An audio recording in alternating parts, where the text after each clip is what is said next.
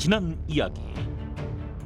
1592년 임진왜란이 발발하고 조선군은 일본군의 막강한 공세에 연전연패한다.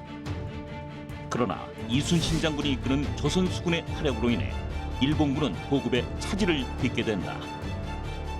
이후 해상 보급로를 뚫기 위해 일본의 육군과 수군 모두 호남을 향한 총공세를 시작한다.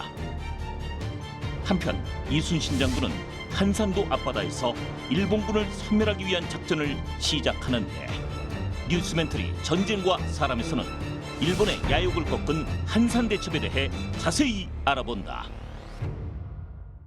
지난 시간 도요토미 히데요시에게 잘 보이고 싶은 급한 마음을 갖고 조선군에 대해선 내가 상대해보니까 별거 아니던데 라는 자신감을 가지고 있던 와키자카.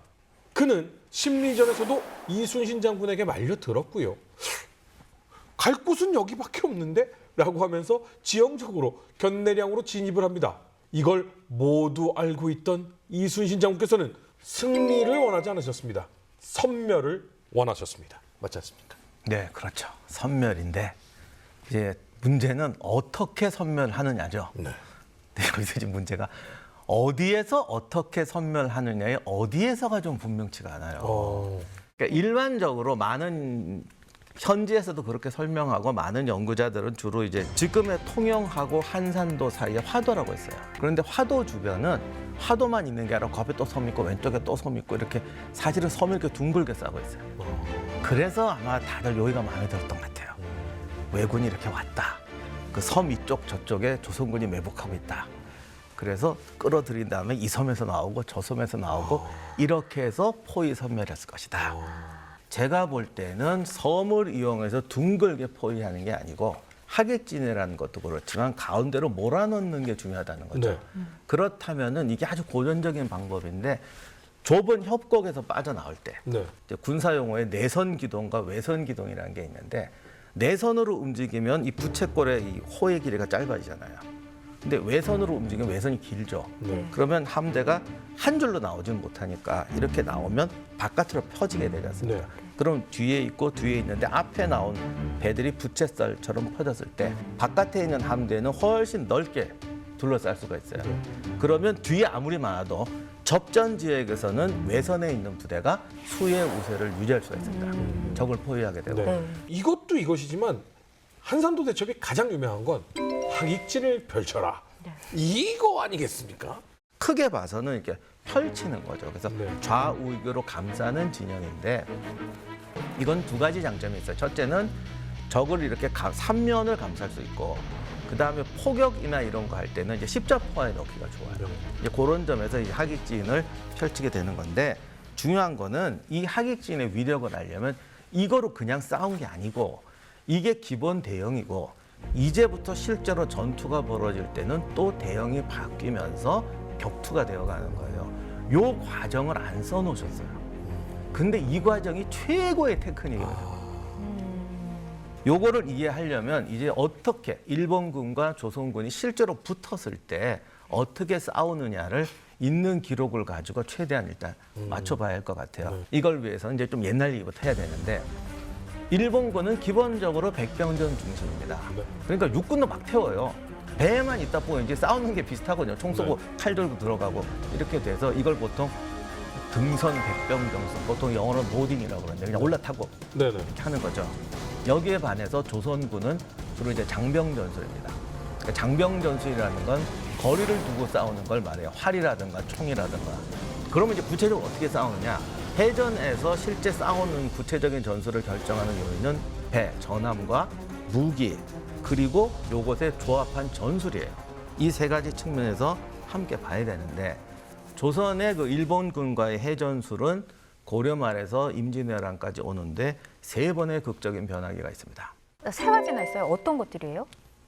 첫 번째는 일단 최무선 장군이 만들었던 화포. 그러니까 화포라기도 화약 무기죠. 네네.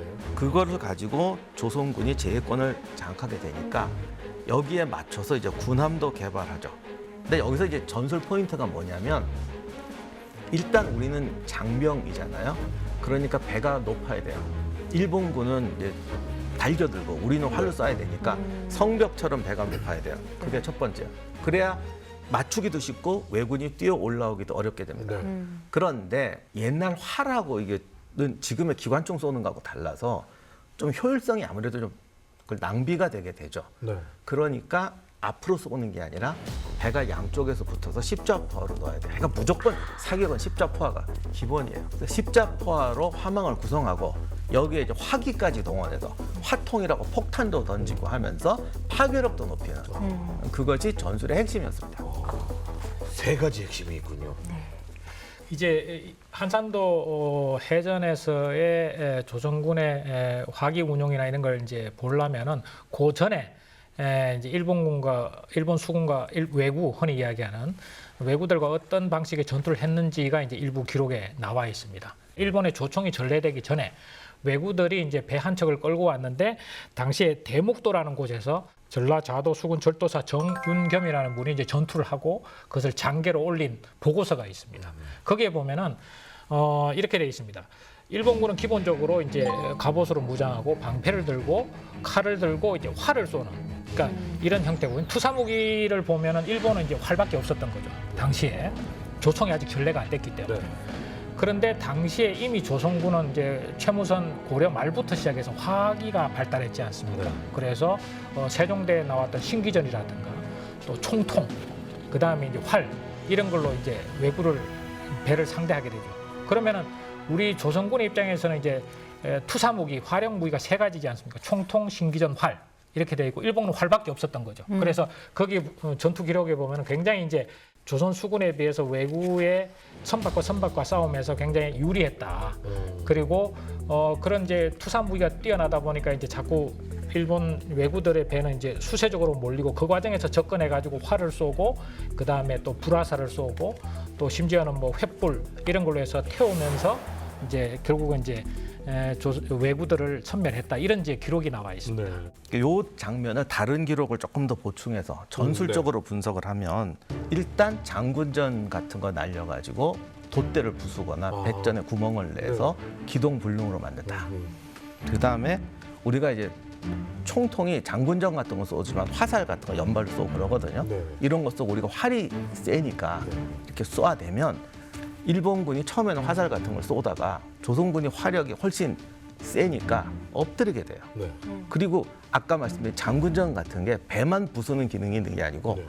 이게 갑판 뚫고 들어가고 돛대를 팍 부시고 그러면 사실 장군전 갖고 사람 맞추는 게 되게 힘든데 이게 뭐가 엄청나게 날라오잖아요. 그럴 때 다 엎드리더래. 네. 고로 일본군이 저항을 못하는 거예요. 얘들이 저항하는 마지막 수단은 타고 넘어오는 건데 그렇죠. 근접은 하지만 타고 넘어오지 못하도록은 거리를 둡니다. 요게 이제 방법이 장대 같은 거 꽂아가지고 거리를 좁히지 못하게 하는 거예요. 그래서 한 근접하면 5m, 멀면 10m 정도에서 무서운 거 날려가지고 엎드리게 하죠. 그리고 이제 쏘는데 문제는 엎드려 버리면 아구도 못 맞춰요.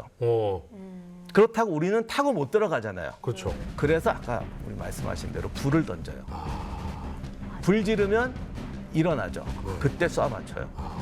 그리고 더 태우면 얘들이 포기하고 뛰어들어요. 아, 그럼 다 맞추더라고. 드라마에서 봤어요. 활은 정말 잘 쏴가지고 일단 물에 넣어놓으면 그냥 다 맞춰요. 그러니까 이런 식으로 해서 기동불능, 사격으로 적을 제압, 그 다음에 사살 세 가지 구조로 가요. 실제 주력 우리의 맞습니다. 수군은 판옥선이었죠. 그것이 한산도 해전에 주로 거북선에 많이 주목하지만 실제로 전세를 결정한 것은 주력 함선인 판옥선이었습니다. 그래서 기록을 보면은 1557년에 등장하는데 2년 전에 명종실록에 보면 이런 게 나옵니다. 1555년 9월 16일 명종께서 망원정, 지금 말하면 이제 양화대교하고 그 성산대교 사이 네. 망원정에 올라서 새로운 함선을 사열하셨다 이렇게 나옵니다. 누가 들어도 망원동 근처겠군요. 예, 그렇습니다. 망원동 맞습니다. 거기입니다. 네네네. 예, 그래서 이제 보면서 그때서 그 이제 고 있고 나서 2년 후에 실록에 이제 판옥선이라는 용어가 등장하니까 아 그때 새로운 함선을 사열했다는 게 판옥선이다 이렇게 되는 거죠. 네. 그 후에 이제 완전히 판옥선으로 1560년대 후반이 되면 완전히 바뀝니다. 두 가지 특징이 있었습니다. 첫째는 커졌습니다. 그러니까 그 전에 맹선은 최대 수용 인원이 80명이라고 나와 있습니다. 근데 그 후에 판옥선의 수용 인원은 어떤 데는 120명, 어떤 데는 140명으로 나와 있습니다. 어허. 1.5배 내지 1.6배 커진 거죠. 그다음에 두 번째는 갑판이 하나도 늘어났습니다. 그러니까 1층 갑판이었는데 2층 갑판이 된 거죠. 그러니까 2층 갑판이 되면 두 가지 장점이 있습니다. 노를 젓는 사람과 그다음에 이제 그 안에서 총통을 운영하는 사람이 갑판 안에서 보호를 받을 수 있죠. 네. 그다음에 2층 갑판 위에서도 활을 쏘거나 그렇죠. 뭐 신기전을 쏘거나 하는 사람들도 더 높은 위치에서 밑으로 보고 쏠 수 있지 않습니까? 유리한 위치죠. 유리한 위치죠. 거북선은 말이죠. 흔히 저희가 어렸을 때부터 봐오던 그 모습, 그 느낌, 이게 명확하지 않다라는 것이 사실 실제잖아요. 근데 도대체 어떻게 만들어진 거예요? 이제 거북선 앞에서 박사님께서 말씀하신 대로 이제 판옥선의 발전, 이제 운용 능력의 발전에 이제 마지막 활용 점정이 이제 거북선이 되는 거죠. 근데 거북선을 그러면 조선의 수군을 다 거북선으로 만들면 되지 않나? 네. 그렇지 않습니다. 거북선은 기본적으로 특수 목적 함정인 거죠. 특수 목적의 함정. 그래서 뭐 거북선의 세부 재원에 관해서는 지금 이야기하면 뭐 한 몇십 분을 설명해도 부족하겠지만 가장 기본적인 것은 판옥선에 덮개를 덮었다는 게 가장 큰 특징이지 않습니까?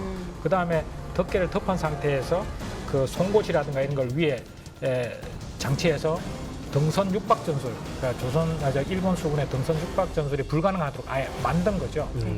그래서 그러면 왜 거북선에 그런 장치를 했느냐가 중요한 겁니다. 왜 중요하냐?